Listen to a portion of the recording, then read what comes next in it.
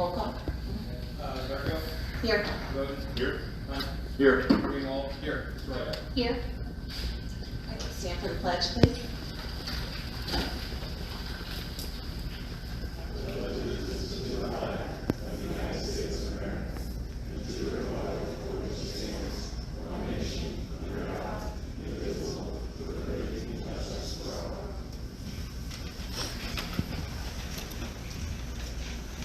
Is there a motion to adopt the agenda? So moved. Second. Greenwald? Yes. Rhodes? Yes.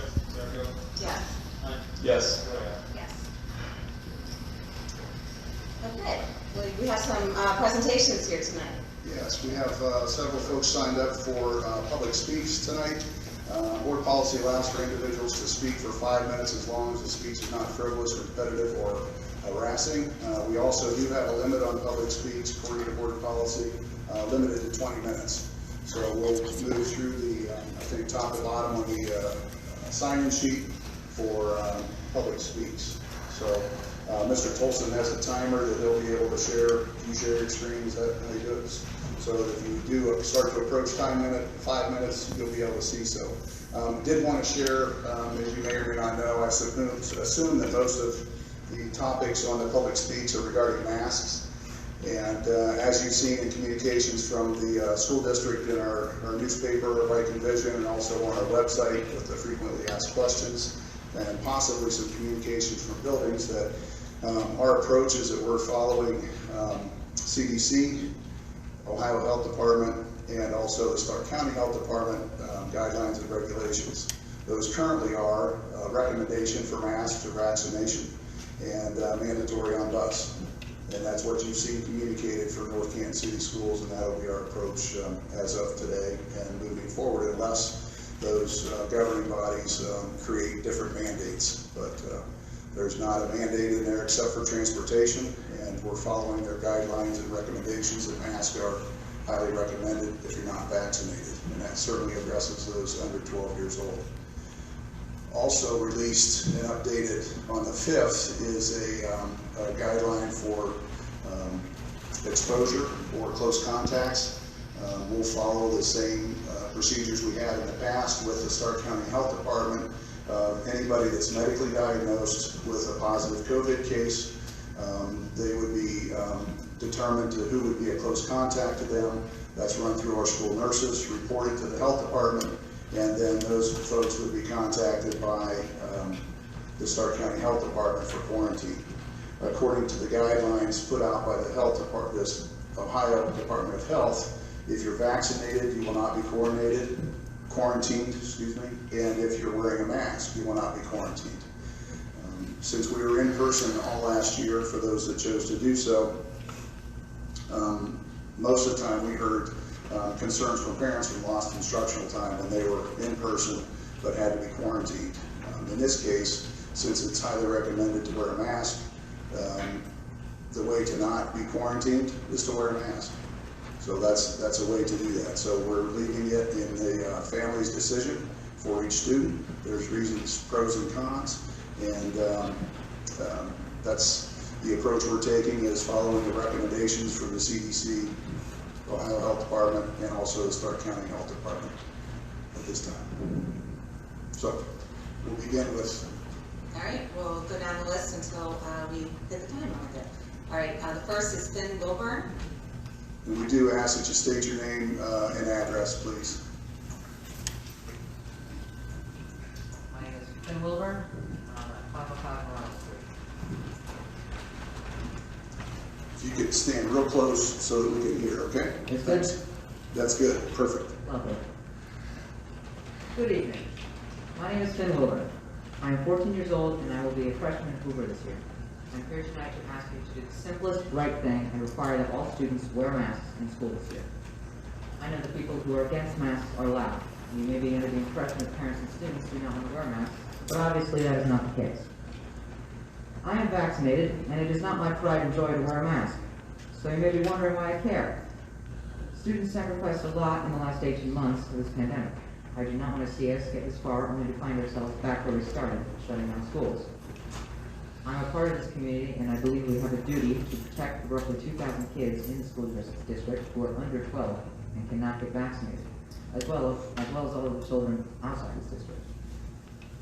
About 54% of Stark County is vaccinated, but that does not include the children under 12. And as we now know, even the vaccinated can contract and spread the Delta variant. People who are vaccinated may think they are invincible, but we all know this is not true. We also have siblings, cousins, and friends under the age of 12 who cannot be vaccinated. We are endangering every single one of them by not requiring masks in school. We are endangering every single one of them by not doing the simplest right thing. You yourself said at the end of last school year that masks and social distancing worked. The rate of transmission was low. Wearing masks, social distancing, and hand washing, doing these things, were the lowest number of flu deaths that we've seen in decades. Obviously, masks work. Another statistic that I think is important is that the American Academy of Pediatrics and the Children's Hospital Association reported that last week, 94,000 cases of COVID were among kids. The week before, it was 72,000. Right now, kids represent 15% of all COVID cases, and that appears to be rising. Wearing a mask is the simplest right thing we can all do to slow the spread of COVID-19. Wearing a mask is a minor inconvenience that can save lives, a minor inconvenience that we all managed to survive last year. You know that unless masks are required, very few students will actually wear them, especially the eligible but unvaccinated. Peer pressure is a very strong thing. I want you to consider that my entire school career we have been told to anticipate and reflect on the consequences of our actions. Are you considering the potentially devastating consequences of your actions?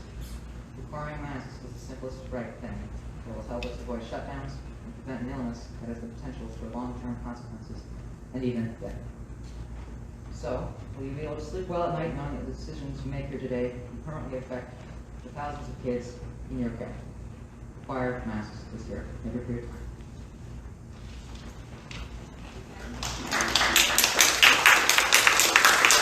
Thank you, Ben. All right, next up we have Sean Thornton. Hello, my name is Sean Thornton. I live at 315 West Park Road, Northwest.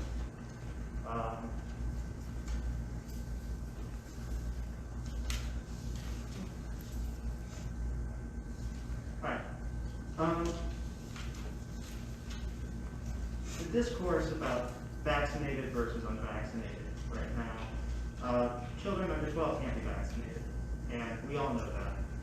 So we're leaving our kids behind.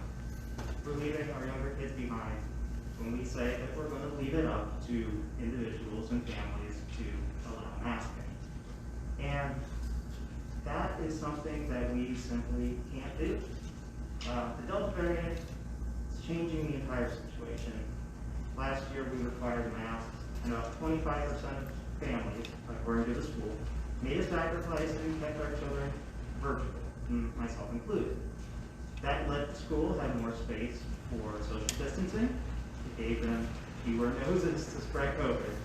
And, frankly, it left more room for improvisation. Now,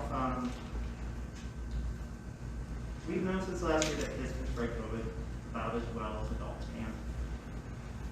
And there's not a parent in this room, I would guarantee, that doesn't know about the back-to-school crud at the beginning of every year that comes home that first night home.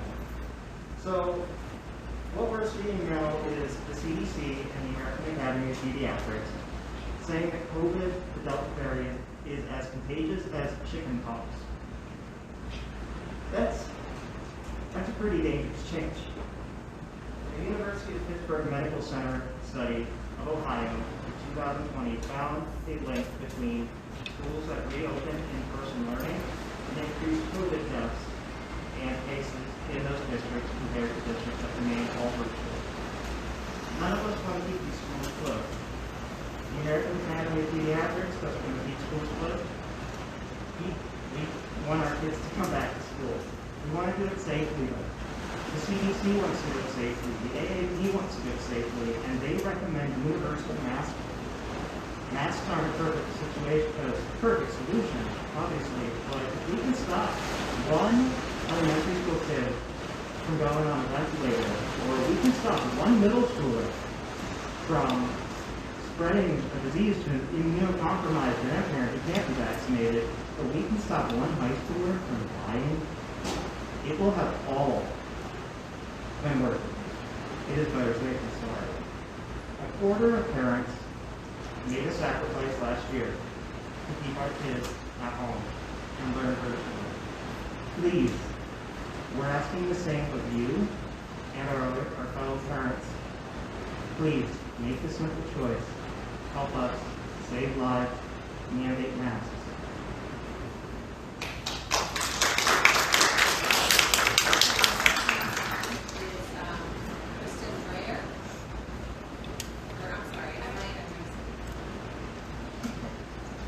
Kristen, how do you pronounce your last name? I'm sorry. Okay, thank you.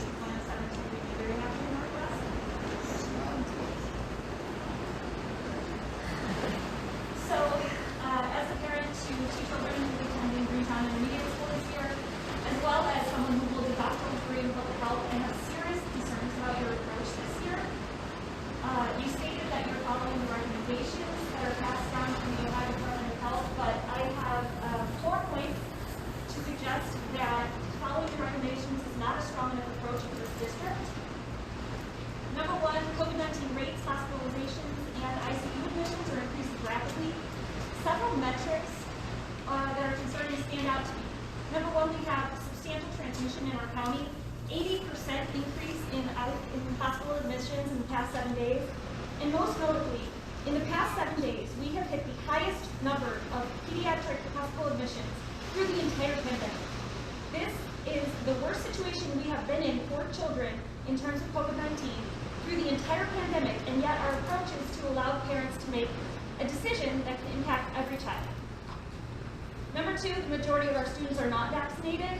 In Stark County, about 30% of children who, or 33%, I'm sorry, of children who are eligible to receive the vaccine are vaccinated, and no children under age 12 are eligible and therefore are unvaccinated. And that works out to about 3,000 children in our district who are at risk of contracting COVID-19. Number three, you said there are pros and cons, but I disagree with you. As a public health professional, the science on masking is very clear. Laboratory tests have confirmed that any kind of mask helps to reduce source transmission, meaning a person who is infectious can reduce the transmission of giving that disease to someone else. An observational study, specifically a recent study that was a press release that was released from the ABC Science Collaborative from Duke University, showed that masking in schools significantly reduces transmission within the school and the community, even if social distancing isn't possible, which is a super concern considering all the kids are going to school because you're not offering a remote option. And lastly, I'd like you to consider that there are benefits to masking that go beyond the reduction of physical harm to our children. First of all, I am someone who professionally studies mental health in children. I have conducted and published research on mental health in children, and that people will say that wearing a mask to school is impacting our children's mental health. There is no evidence of that, but there is evidence that social isolation and loneliness, being ostracized, those impact the mental health of our children. And those are the things that we can see when children are wearing a visible sign of their parents' position on this very divisive issue. And I'd like you to also consider that this issue is divisive. And parents are going to have issues with whatever the teachers choose to do. A teacher wearing a mask is going to upset some parents. A teacher not wearing a mask is going to upset some parents.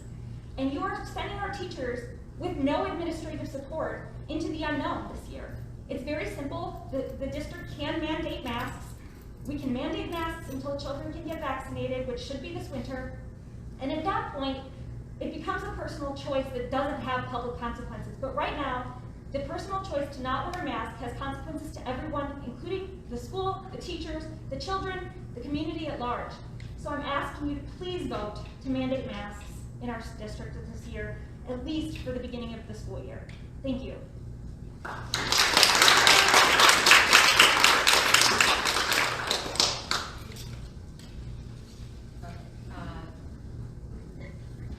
Jennifer Dreyer.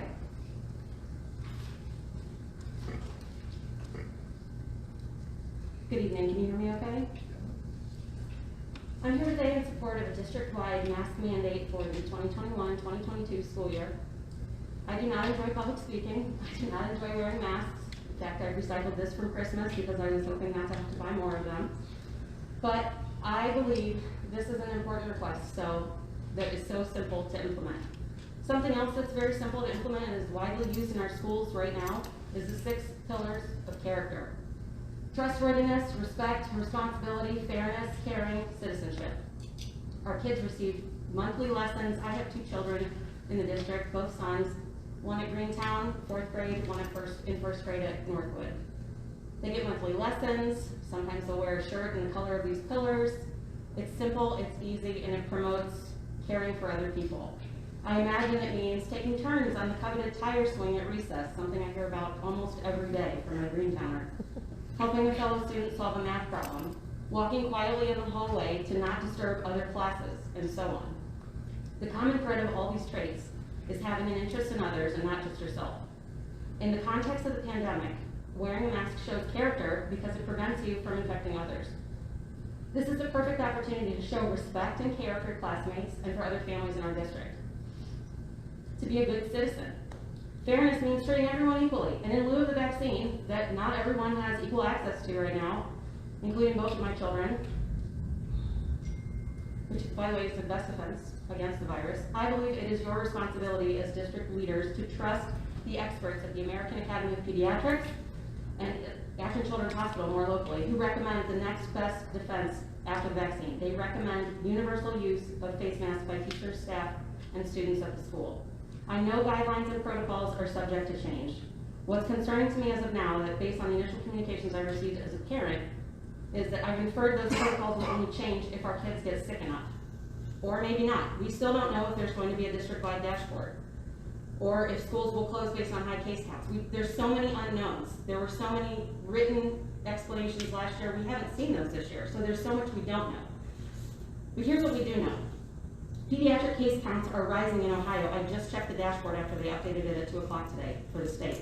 Our state has already seen more pediatric cases in 11 days in August of 2021 than we did in all of August of 2020. And we also know that masks limited the spread of COVID at North Canton City Schools and kept us open all year last year, something I did not expect to be in school in October, and we made it the entire year. If case numbers are already higher this summer than they were last summer and masks worked last year, why wouldn't we mask again? Or at least start the school year with the most proactive approach and scale back if it makes sense to do so. You took a similar approach last year. You told us in December, when Stark County's public emergency level rose from red to purple, you chose to stay open despite telling us at the beginning of the year you would close and send us to remote learning if that were to happen. I recall that that purple level was largely skewed because of a spike in local nursing home and elderly cases and not in kids. So while you set out with that plan in August, you assessed the situation in December and you adjusted accordingly. Likewise, the state saw the decrease in case counts and removed this mask mandate in June. Now it's time to reassess again as we face an even more contagious variant. If you won't take the professional advice of the American Academy of Pediatrics and others, why do we require professional certifications for teachers, intervention specialists, principals, and others, when we could just allow anybody to be in charge? Why do we require students to fulfill certain credits before graduating? If they're old enough, let's just send them out into the world and see how it goes. It's because we have a responsibility to do the right thing. It's not always easy, but we have that responsibility. There's no doubt that's a tough place to be right now, and I don't envy any of you. I have large respect for all of you. I appreciate the work you're doing, but for me, it's an easy and proactive decision. I'm kindly asking you to listen to the people who actually do the work, the experts, and not the loudest parents. Please show us that character and not convenience with not wearing this face covering. Character is what counts in North Canton City Schools. Thank you. Thank you.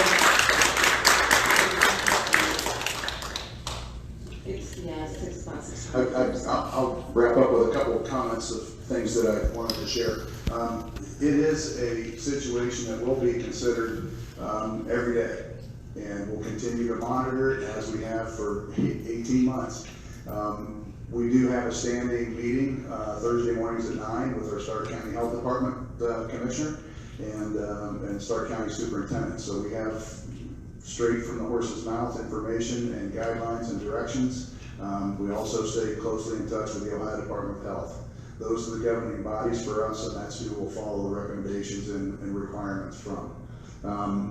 I think it was mentioned that we had our percentages on folks who chose to be remote last year was 18% at the high and about 17.5%. And towards the end of the year, when we got an option to come back, the second half of the year was 14% of our parents. So just a small clarification there. We will monitor it. We will do our best to keep our kids safe and following the guidelines and requirements of the CDC, Ohio Department of Health, and the Stark County Health Department. Thank you. All right, so we have reached a time limit on the public speak, so we'll move on with our agenda here. Thank you, everybody, for showing up and giving us your opinion.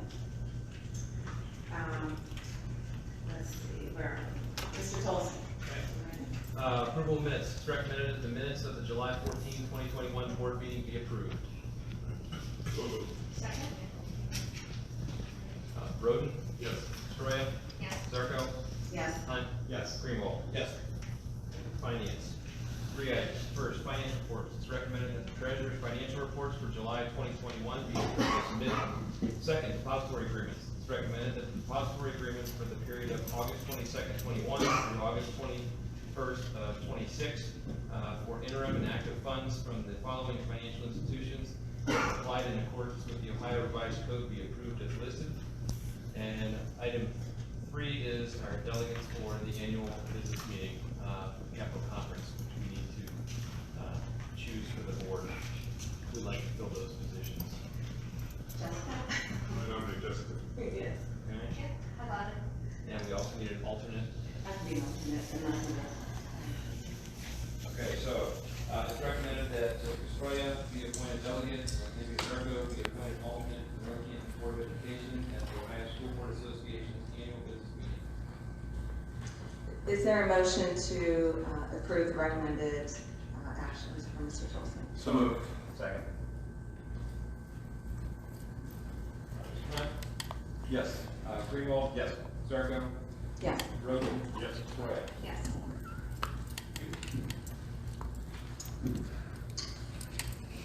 Thanks. Yeah, just a quick update on the facility project. We've continued scheduling meetings and our core team meetings and updates both Friday and today. And things are on track. You should start to see some site work and fences go up in 2 to 3 weeks, I believe. We're still working on permits and some other things through the contractor. We shared in our Viking Vision last week that that goes to all residents in the district. The plan for fences and the logistics plans for both of those sites. So we're excited that we're going to see fences and some movement here before too long. We're also working on a schedule to highlight a groundbreaking ceremony at each site, likely to be the same day. So we'll have kids involved, you involved, and several other things, lots of shiny shovels and fancy hard hats. So we're excited to get that going and be able to see some progress. There's been lots of work behind the scenes, and we appreciate our teachers and staff that have been involved in our steering committee meetings for development and so on. And we'll continue those this fall, but we're starting to get to the end of the design phase where we're picking out furnishings and cabinetry and carpet colors and those kind of things, and I would appreciate our staff's input on that. So you'll see fences in the next week or so, next several weeks.